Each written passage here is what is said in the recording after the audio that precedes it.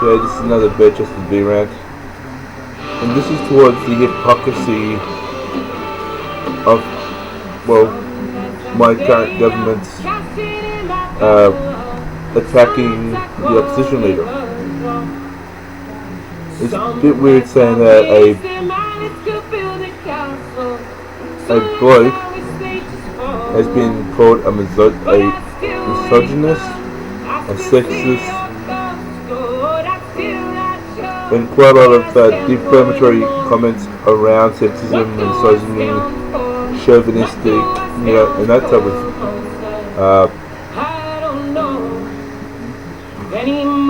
attacking of him and his character,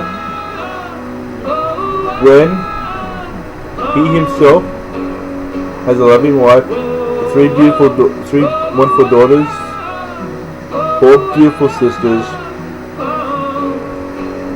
and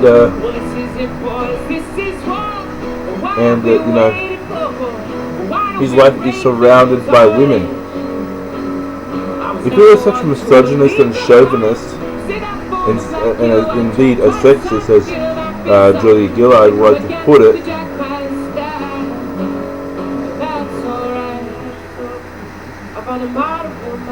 why would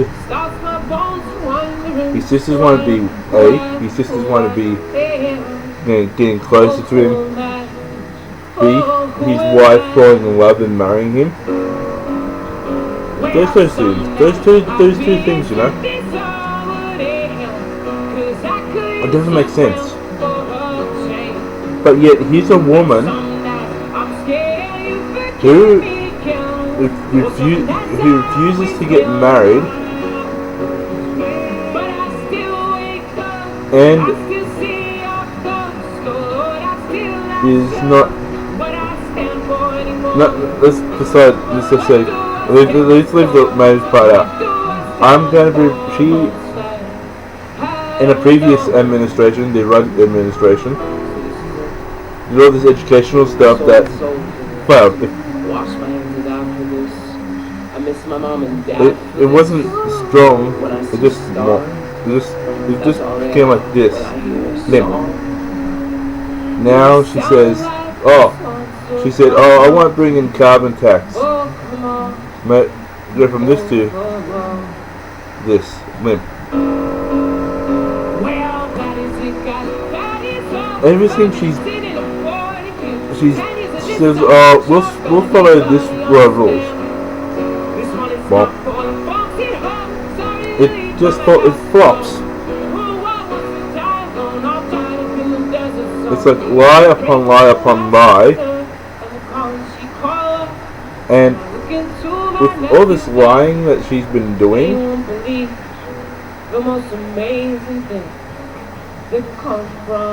it's like when Rudd was in power.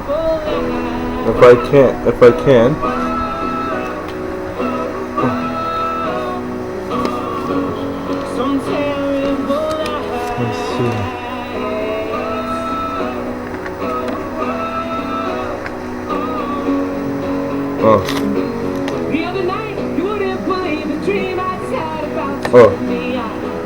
Let's say Rudd government here.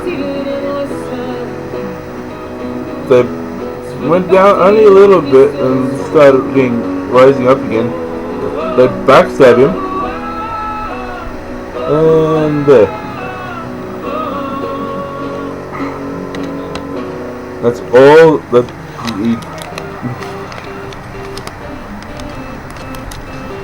That's all what's happening now with the Gilard government. It's sending Australia downhill.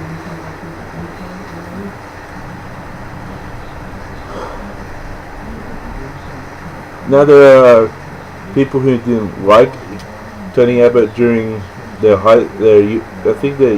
university time together, and they wanted to just get all this crap out in the open. I mean, it's like, he intimidated a woman by punching a wall, He he bitter. He took his anger out on this woman. Took his anger out on that woman. Some other woman. He laughs too hard at sexist type jokes.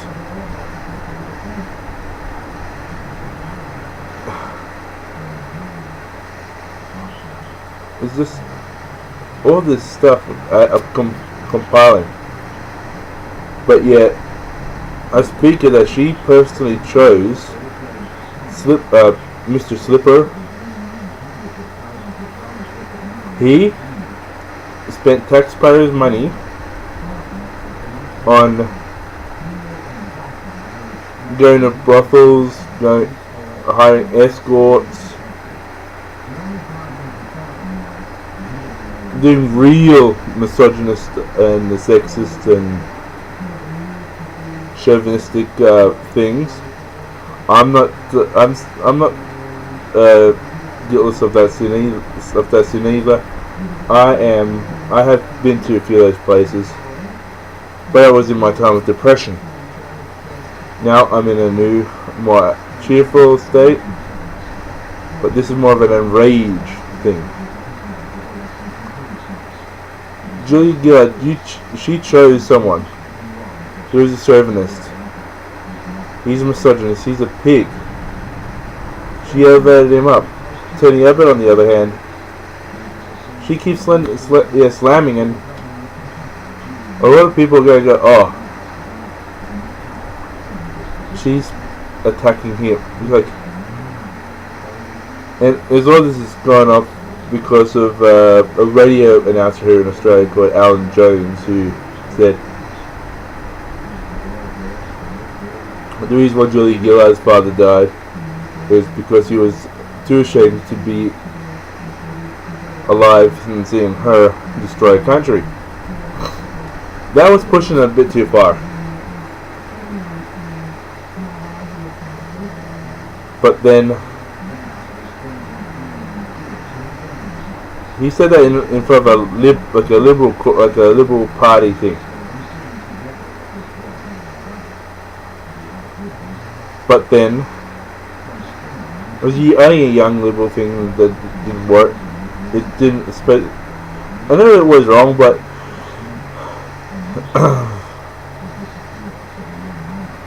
this is how he presented it. Hell,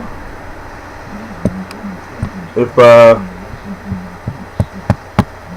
I would say that he would have died of disappointment because of Julia not spending time with him. I could say that because you take a look at it.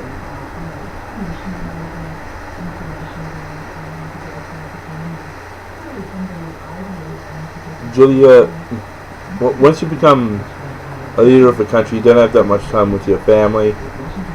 A lot of things have been, in my book, Julia should have left what happened with Alan Jones and her father to one side, and got onto what the Australian country. But she's still harboring that vindictive and malicious thought, She drew a line in the sand, literally.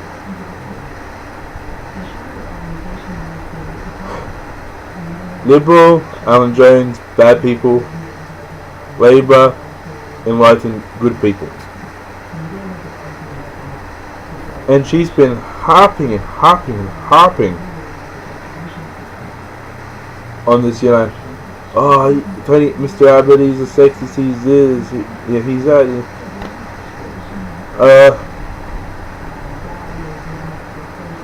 Last time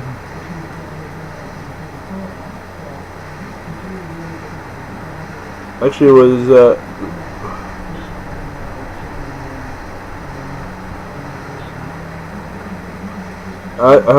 for me, I honestly believe what happened 2 weeks ago should have stayed 2 weeks ago. Shouldn't be brought on to continuing weeks, and now she's calling him a gutless wonder, a coward. The big ape, pounding his chest at home, but cowering in the corner when he's away from home.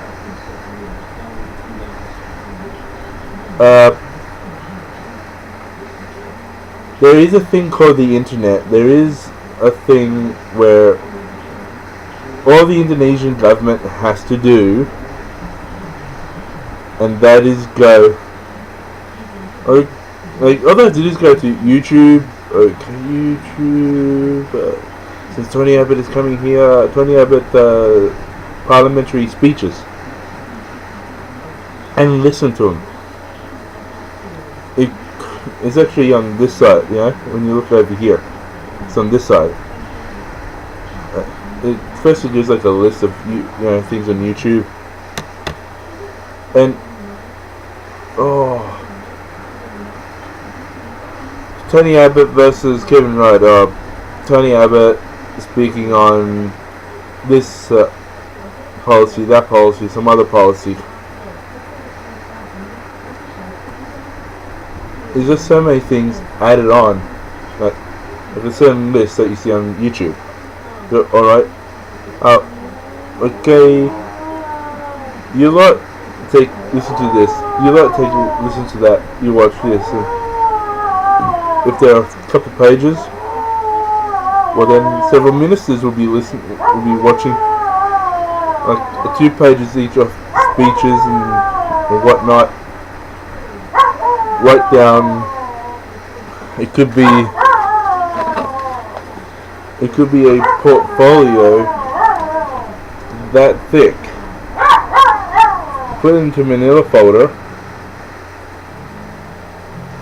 of, or even more.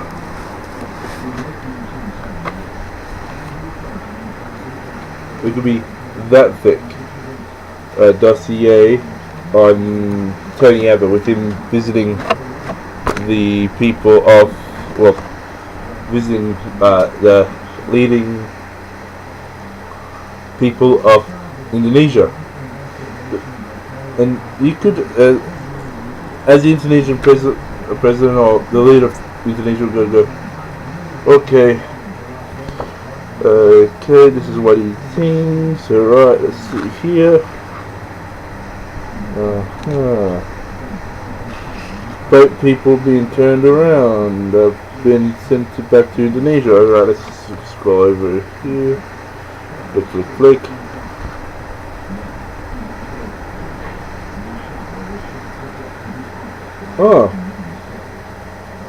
He says that he wants to do it.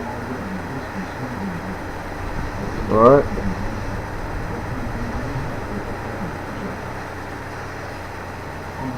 Move it a bit over here.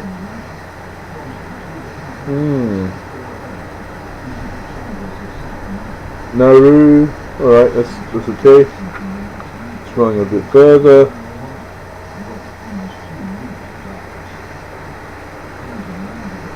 Ooh. Chihuahua. I don't agree with this. Or this. And even this. He could have just done that. Just read it and go, alright. Now, Mr. Tony Abbott will talk. And Tony Abbott does not have to bring up returning the boats to Indonesia or towing the boats into Indonesian waters, because the Indonesian prime leader already knew about what Tony Abbott wanted to talk about. It would be like, and Tony Abbott's people would have said, alright, we'll listen to his speeches and that. I'll read the translation from like the native like the Indonesian language into English, and alright, would have filled out the similar thickness dossier, and there would have been Tony Abbott reading it on the newspaper. Alright, Oh, he doesn't agree with that, so we won't bring it up. We won't worry about it. But at least he knows about it. And when I become leader if and or when I become Prime Minister of Australia, we can talk down and speak about these things on a much more open level. But then Julie Gilard, she's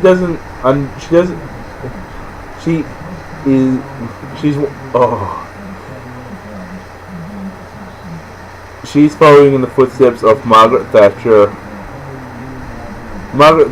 The British government was so high. Margaret Thatcher came in, went down. Though I'm an Australian and many years out of date, but still I read up on things. And Julie Gilard is following that model.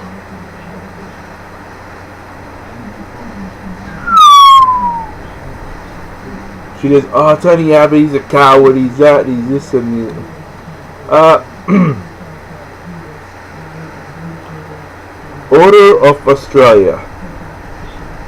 The Order of Australia.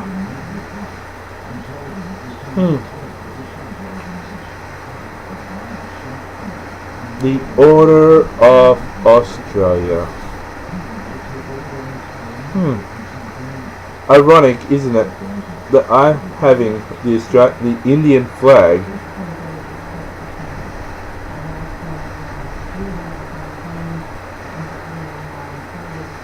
waving when I'm mentioning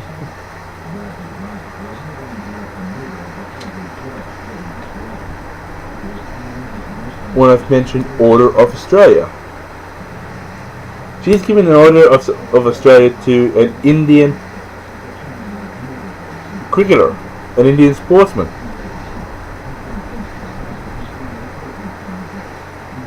Sachin Tendulkar.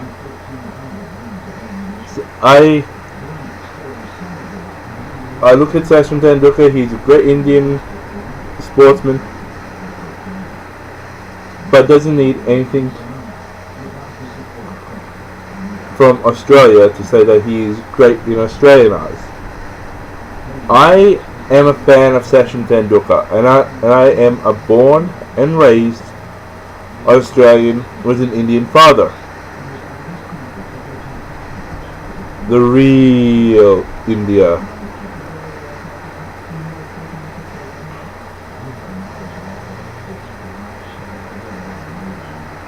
But he does not deserve to have an Order of Australia. I would say give the Order of Australia to an Australian scientist that discovered the cure for a disease or discovered a way for Australians to be healthy and living longer.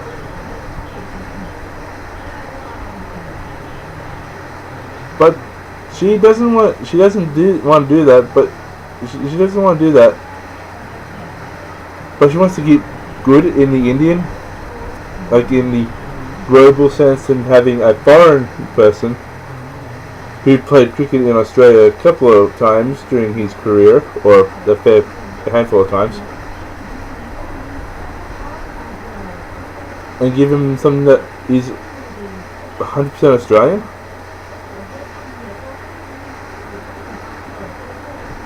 It's not like the Commonwealth and that like the Commonwealth Union or the Commonwealth of Nations where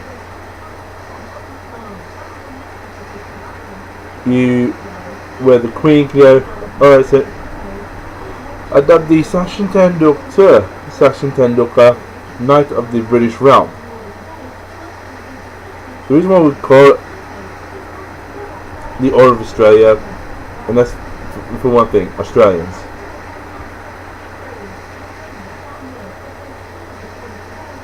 I say give that title to Cadell Evans, not to Sachin Tendulkar.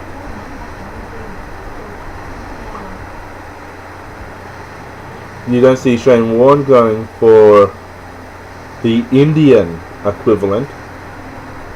or been given the Indian equivalent because of his international cricketing career. It's just another thing that Julia Gilard is piling on top of her political grave. She's already in the grave. The amount of shaking that, she's getting more and more things thrusted upon her.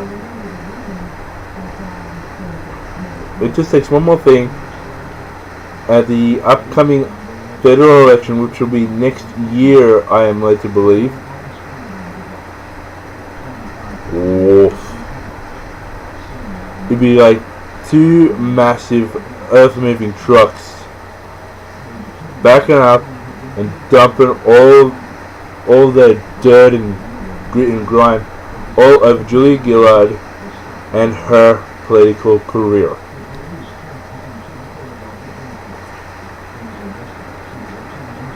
It is, as my DVD reviews are, sad but true.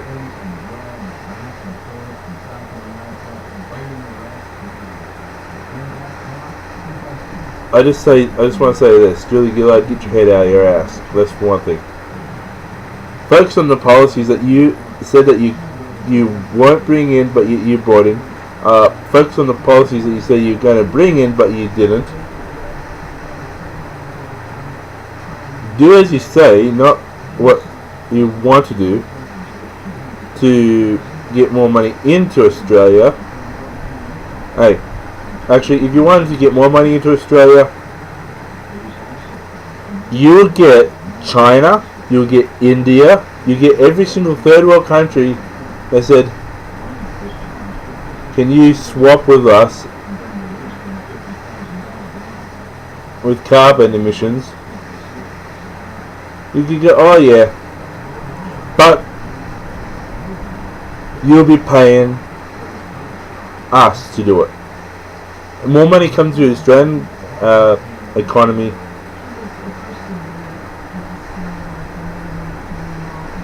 through this. I would say it, okay, China, if you want to keep on doing what you're doing, but you go for more money for our stuff.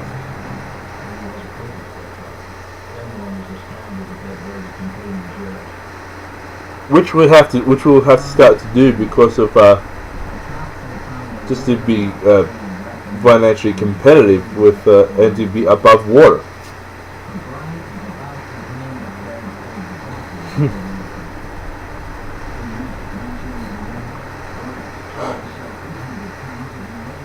Man, it's just sad to think that our Prime Minister here in Australia, relying heavily on this old-fashioned notion. Well, actually, that's not exactly an old-fashioned notion, but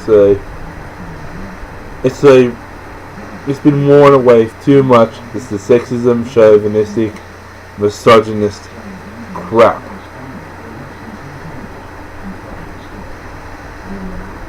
All you have to do is look at Tony Abbott and see that he has a loving female family surrounding him. So, if he can have 3 daughters, 1 wife and 4 sisters that love him and care for him, something's got to say in here. Oh, Tony Abbott is not a misogynist. Tony Abbott is not a sexist. Tony Abbott is not a chauvinist. He is a loving, compassionate man who wants to do right by women. And he wants to, if it means doing some policies that would help his daughters out, with him helping his daughters out, it will gradually affect the wider female population of Australia. Well, fine. Go ahead. Do it. I said vote Tony Abbott in the next federal election, because he will do a better job at looking after women's rights than Julia Gilard is. Julie Gilard is more or less watching her ass. And to be personal, she hasn't got much of an ass to watch in the first place. This is Ronald Barris, and this has been my V-Rant. Bye.